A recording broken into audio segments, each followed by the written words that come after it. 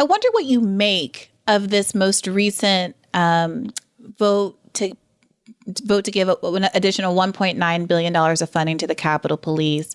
And it kind of split across the squad. There was no squad solidarity on this one. It passed by one vote. If any of the people who voted present had voted no, it would not have passed. And Ilhan Omar, Cori Bush, and Jamal Bowman, is that right, Virgil, voted no. I believe so, yeah. No, it wasn't Jamal Bowman. It was Ilhan Omar, Cori Bush. Tlaib? Might have been. Maybe Rashida Tlaib. I think it was. Is there another black woman? I feel like it was three. Oh, it was Ayanna Pressley. Oh, yeah. It was Pressley. It was three black women. It was three black women.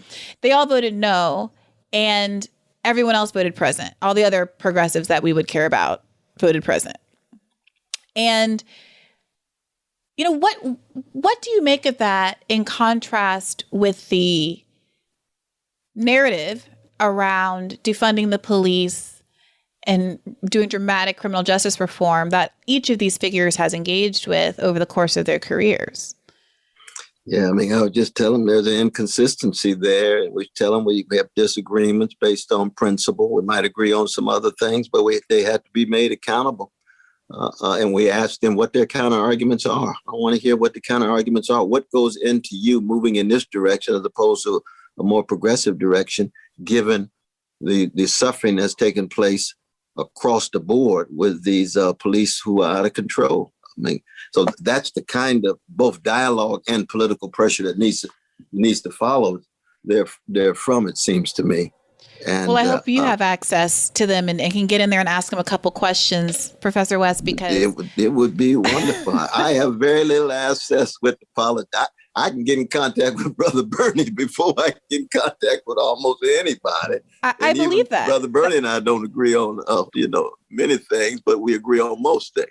Well, what do you make of Bernie Sanders' recent statements? What was it, Virgil? That he was like, we need to tone down the language. Tone down the rhetoric, yeah, I believe, when asked. It might have been with referring to what's going on in Israel's genocide. I think that was the specific term that he objected to. There are a number of liberals who use the word apartheid to describe Israel's treatment of the Palestinians. Do you think those who share your view should not use that kind of language? Well, I think we should tone down the rhetoric. I think our goal is very simple. It is to understand that what's going on in Gaza today is unsustainable. When you have 70% of the young people unemployed, when people cannot leave the community, when hospitals and wastewater plants have been destroyed, that is unsustainable. And the job of the United States is to bring people together. No, but I can understand that. I think that, when you're committing crimes against humanity, when you're committing war crimes, which I think Israel actually and undeniably is, that language is strong enough. I think genocide is a language that goes even beyond that.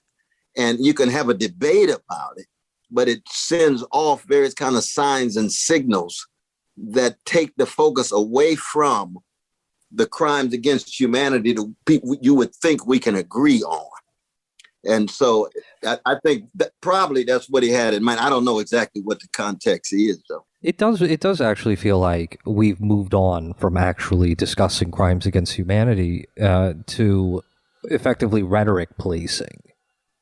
It feels like we're in this sort of state of reaction. And what I'm very curious is, as someone who's been an activist on Palestine for over 4 decades, do you believe that there, in the past month, do you detect any sort of shift in people's attitudes towards the issue? Because as we know, public opinion on a national scale in the United States is firmly in defense of Israel. But there also seems like there's been something of a shift in the left wing in the way that, we can talk about this issue. That's not just saying, oh, it's complicated and, there's 2 sides to every story. Right. Oh, no, I think there's certainly been a shift. I mean, we see it in the boycott, divestment, sanctions movement that many years ago, you were way out on the fringe. More and more people begin to see this is the last nonviolent effort to make sure that Palestinian humanity is affirmed. We're not calling for armed struggle. This is the last nonviolent option. This is why Tutu was supported, why Mandela and the others supported. And we're seeing a major increase. You can see the degree to which the Israeli elites, especially the right-wing ones, are targeting us. They're targeting BDS. But actually, that's a compliment. That shows, in fact, that our pressure is having some kind of impact in terms of international opinion. And international opinion is one of the last sources of hope for our Palestinian brothers and sisters who are being bombarded and targeted in this viciously inhumane way. But I mentioned before, among the younger generation, especially young Jewish brothers and sisters, if not now, and a host of others have been very important in this regard. And I think it's also taking place among, as was mentioned, in the Democratic Party. You remember when we were members of the Platform Committee 2016 fighting for this? You know, we had the chance of a snowball in hell. They came at us tooth and nail. Now we've got voices inside of Congress explicitly bringing these issues to bear. But keep in mind, though, you know, I think the general strike that was called for by Palestinian workers needs to be accented here. And this is why, again, the issue of genocide is a difficult one.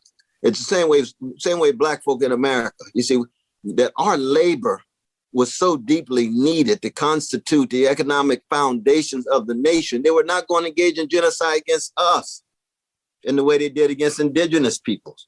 And when you have a Palestinian working class that is so integral to the Israeli economy and say, well, Israel's committing genocide against Palestinians when the Palestinian labor is a precondition for the very preservation of the nation, then genocide language is not the right language in terms of the nature of the war crimes, the nature of the crimes against humanity. We can talk about the enslavement of Black people, Jim and Jane Crow Black people as extremities in terms of crimes against humanity, but it was not genocide against us in this massive way as with indigenous peoples or Armenians or Jews in Europe and what have you. Now, it's true that, I mean, I just had a wonderful senior thesis written by Muhammad Ali's grandson, Brother Jacob, brilliant brother. He gave an analysis of We Charge Genocide, William Patterson and others in 1951, and made a strong case of their attempt to use that kind of language. And so that's part of the debate, using the different kinds of language in terms of keeping track of the crimes against humanity. But I do think that the issues of Palestinian workers and workers going on strike, constituting major threats to the Israeli status quo. See, that shows the degree to which their labor is indispensable. And the Israeli ruling class understands that in the same way the slaveholders understood that my great-great-great-grandparents' labor was indispensable. They didn't want to engage in a genocide against them. They wanted to preserve their slave status in order to reproduce their barbaric, white supremacist, slavocratic society.